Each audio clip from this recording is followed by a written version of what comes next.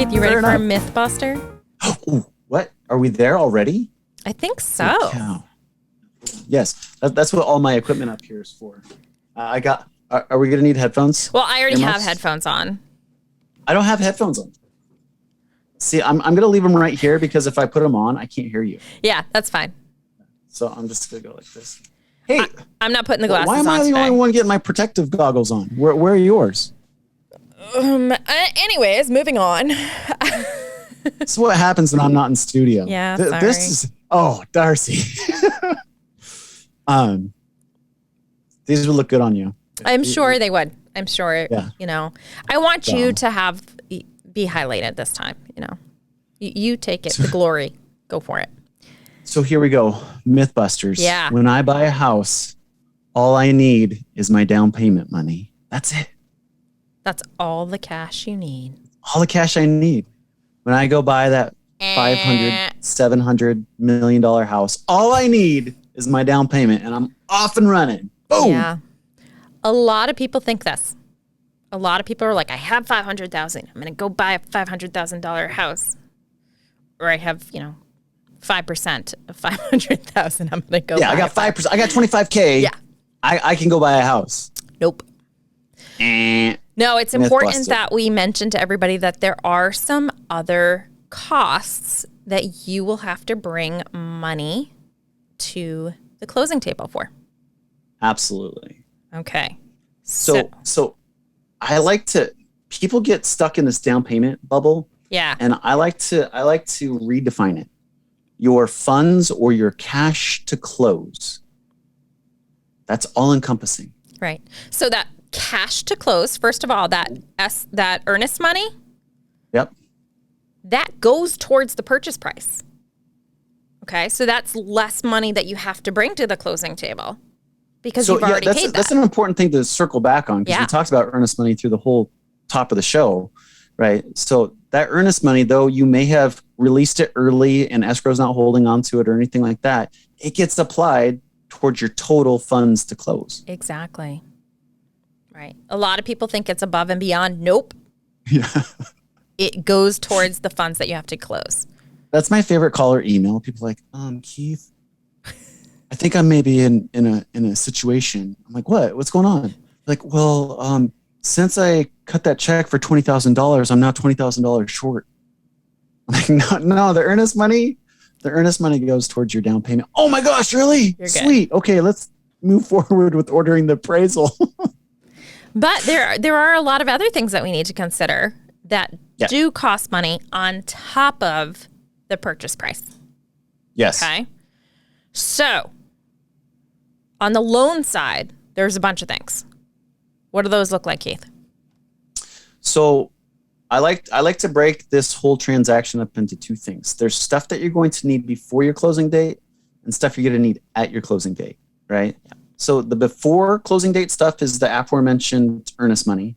And then you're going to have to pay for the appraisal up front, right? So appraisal costs are anywhere between $700 and $1,000 right now. Thank you, the work shortage in the wide world of appraisals, that they've gone up substantially. We're closer to $1,000 per appraisal than we are $700. Just full disclosure. I've seen as high as $1,800. That is the one lender cost that you have out of pocket before your closing date. Right. Other things that you have out of pocket before your closing date are any inspections you want to do to the house. Exactly. Right? If you're having inspections, it could be a basic house inspection. You might be hiring a roofer to come out and do a special inspection, or a chimney specialist, or a sewer scope. Or concrete guy? There's so many different inspections that you could possibly have. Those are coming out of the buyer's pocket right away, with the exception in this area of a septic inspection. Septic inspections are traditionally paid for by the seller.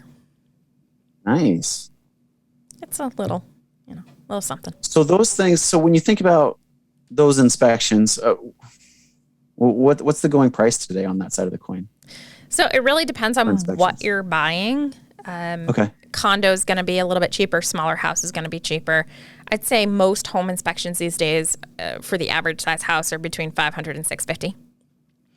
Okay. If you're getting a sewer scope done, they can run $200 to $450. And those are the main ones around here that we have done most frequently. So that's the stuff up front, right? Yeah. So you get under contract and all of these things are coming out of your bank account within the first week of the transaction. Right. And actually, sometimes those are actually done before you even put the offer in on the house. Because that's how our market in the greater Seattle area is working. You might be paying for inspections before getting the house, and you might have to pay for a lot of them. Wow. I just thought about pre-appraising a house. We don't do that right now. They do that in some states. Yeah, pre-appraising. That'd be interesting. That's another conversation. Yeah, that's another conversation. But so you've got earnest money, you've got your inspections for the condition of the property, and then you have the appraisal. And then once you get through that gambit, nothing's due until the actual closing date. And I want to define that a little bit more. We say closing date. It kind of depends how you're bringing that money to the table. Yeah. If you're wiring it, it's closing date that morning, first thing in the morning. If you're bringing a cashier's check, it's the day before. You're not writing personal checks for this. And they will not take a personal check. Yeah, no personal checks at the closing table. So then at the closing table, you have all the rest of the closing costs. Right. That's where the mortgage, the rest of the costs in the mortgage come into play. And what we're looking at there at those fees are underwriting your file, processing your file, title and escrow. So we're going to pull a title commitment on the house and make sure that there's no liens on the property or no weird easements like, oh, hey, there's an easement for a high tension power line to come through your property in 2 years. So we're going to do that. That's all going to be rolled up into your total funds to close. Yeah. Other things that are involved. And this is where it gets kind of weird because there's 2 boxes of funds to close. There's the mortgage closing costs, and then there's the prepaid finance charges, right? The prepaid is a lot of people get confused about. Yeah, I was referring to the prepaid finance charges, right? So these things that underwriting, processing, title, escrow, appraisal costs, those things are lender-specific, transaction-specific costs. Yep. The thing that gets really confusing is then people see, oh, hey, okay, I've got $4,000 to $7,000 over here, depending on your purchase price, right? $4,000 worth of lender costs between title, escrow, and all that good stuff. And then I have another $2,000, $3,000, $4,000 over here in what are called prepaid finance charges. So that is homeowners insurance, prepaid interest on your mortgage for the month that you close, and property taxes, right? So we collect at the closing table somewhere between 3 to 7 months worth of property taxes, depending on where we are in the billing cycle for property taxes. And then we also collect the whole year worth of homeowners insurance premium, right? So if your homeowners insurance is $1,000 a year, we're going to collect $1,000 at the closing table. And then as you are paying your mortgage going forward from that point, if you have your homeowners insurance and your taxes included in your mortgage payment, we're collecting on a monthly basis the small little chunks that at the end of the year, when we get to the next renewal cycle, the mortgage servicer is sending the bill out on your behalf to your insurance company, right, and then to the county to pay for your property taxes. So we got lender's costs, $4,000 to $7,000, and then you have your prepaid finance charges, another $2,000 to $6,000 to $7,000, depending on how big your insurance obligation is and how big your tax obligation is. So when people then put these two numbers together, and it ranges somewhere between on the low end $7,000 and on the high end, I've done $14,000, $15,000 worth of total funds to close on top of your down payment. People are like, whoa, that's so expensive. Just keep in mind, you got to know those numbers going into it. You because do. We don't want any surprises. And there's things like government recording and transfer fees, and there's things like that you have no control over. It's going to be charged to you no matter what agent you're with, no matter what lender you're with, no matter what escrow you're with. It's just how it is. So make sure you're asking about those numbers beforehand. Yeah, it's super important to ask those numbers. And when you're out there shopping, understand what the lender is telling you in their quotes. Because so often I'll see folks, especially when you put down 20% or more, you don't have to have the taxes and insurance collected at the closing table, right? It's your option. Right. So I've seen companies before, to look better, they won't quote title in it. They won't quote homeowners insurance and taxes. So they look a lot cheaper. They do. But then they call you up and say, oh yeah, Mr. and Mrs. Smith, you want to include your taxes and your insurance and your monthly mortgage payment? And you say yes. And then all of a sudden your closing numbers change. Right. So exactly. Make sure that you understand what you're comparing when you're out there shopping for a lender. Super important. So let's go ahead and put some examples to this, okay? Okay. Our first house, I'm going to go ahead and give you this house sold this year in 2021 for $795,000. Nice. Okay. By the way, I'm not actually using real numbers for a lot of these things because the actual sales price have been changed for the privacy of purposes. Okay, but $795,000. Keith, how much do you think the buyer had to pay total out of pocket for this house? $795,000? Yeah. Well, if we take our range, they're gonna add somewhere between $7,000 and $10,000 worth of closing costs. Okay. So let's call it. You said $795,000 or $799,000? $795,000. $795,000. Let's go with an extra $9,000. Okay. For closing costs. So they're now at $804,000. Super close. This one, they had to bring $802,960 to the table. Gotcha. So, they must have cheap insurance. Yeah, probably. So it was about $8,000 over the final contract price is what they had to bring to the table. Okay. We're going to do two more of these. The next one was closed for $890,000. Okay. Yeah, that was a cool house. I liked that house. All right, what do you think it sold? What do you think they had to bring to the table?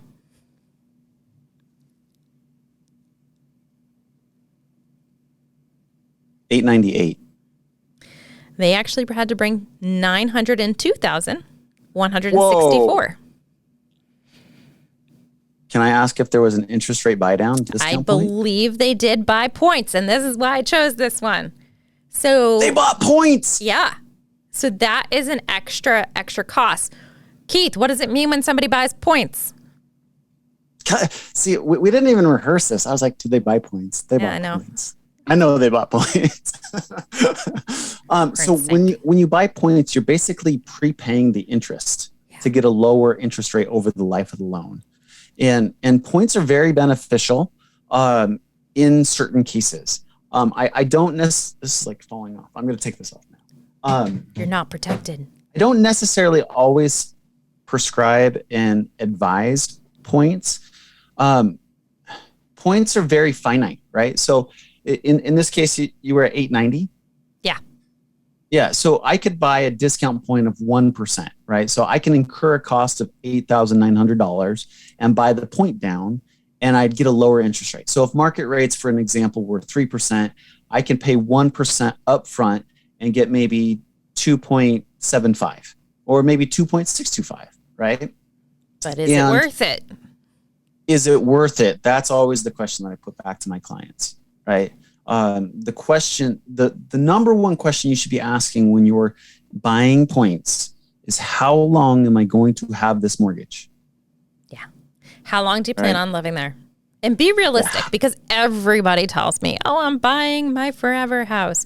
And 3 years later, they're coming back and selling it and buying something else. I hate that piece of crap. Be realistic. Well, it's life circumstances change, you know? Yeah, exactly. When you have little ones, you don't need the same house when you have, teenagers or when they leave the house. It can be different.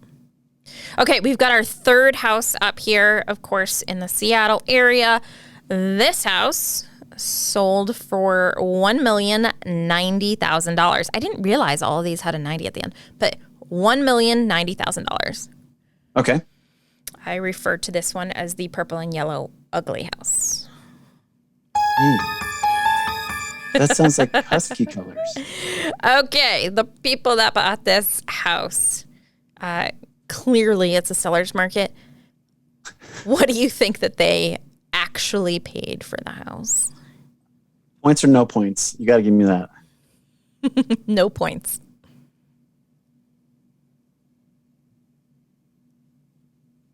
Let's go with 1.98. 1.099976. Nice. And different things, as we discussed before, can adjust those. But the point is, you're going to need extra money above and beyond the purchase price for closing costs. Super important.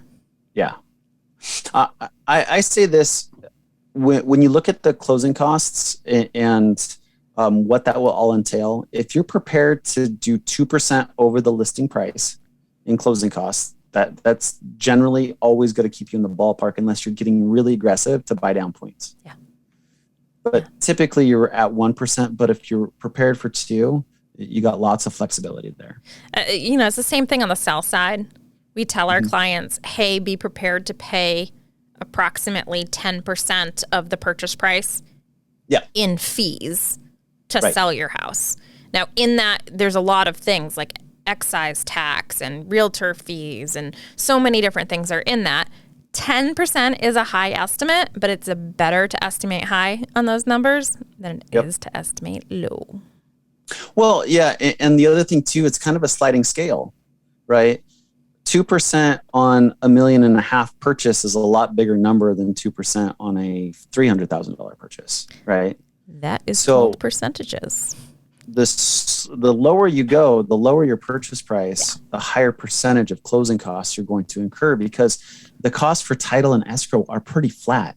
The cost for an appraisal is pretty flat, right? So you're going to pay that $900, $1,000 for that appraisal, regardless if it's a $300,000 townhouse or a $1.5 million waterfront. Right. You're going to still pay that same $1,000. So when you look at that, there is a little bit of disparity when you're on the lower end of the purchase pool than you are on the higher end. Right.